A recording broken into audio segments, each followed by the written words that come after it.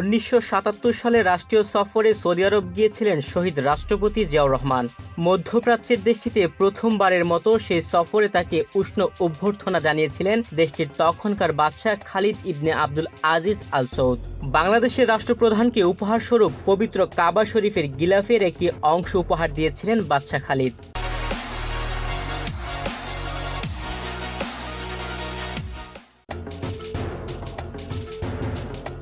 দেশে ফিরে বিরল এই উপহার নিজের কাছে রাখেননি জিয়াউর রহমান।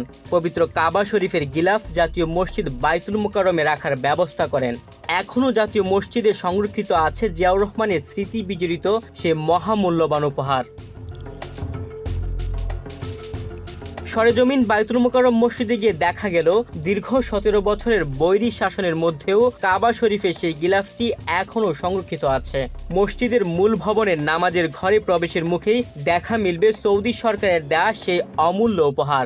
দরজার উপরে ফ্রেমে বাধাই করে রাখা গিলাফের খণ্ডটির নিচে লেখা রয়েছে, সৌদি আরবের মহামান্য বাদশাহ খালিদ ইবনে আব্দুল আজিজ আল সৌদ গণপ্রজাতন্ত্রী বাংলাদেশের মহামান্য রাষ্ট্রপতি জিয়াউর রহমানের সৌদি আরব সফরকালে সূরা হজের 26 নং আয়াত লিখিত কাবা শরীফের গিলাফের এই অমূল্য খণ্ডটি উপহার দেন।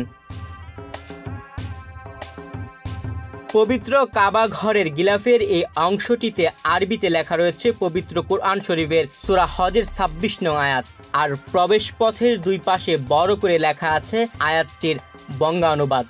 আর স্মরণ করো, আমি যখন ইব্রাহিমের জন্য কাবা গৃহকে স্থান স্থির করি, তখন বলিয়াছিলাম, আমার সহিত কোনো শরিক স্থির করিও না, এবং আমার ঘর তাহাদের জন্য পবিত্র রাখিও, যাহারা তওয়াফ করে, সালাতে দাঁড়ায় এবং রুকু ও সিজদা করে।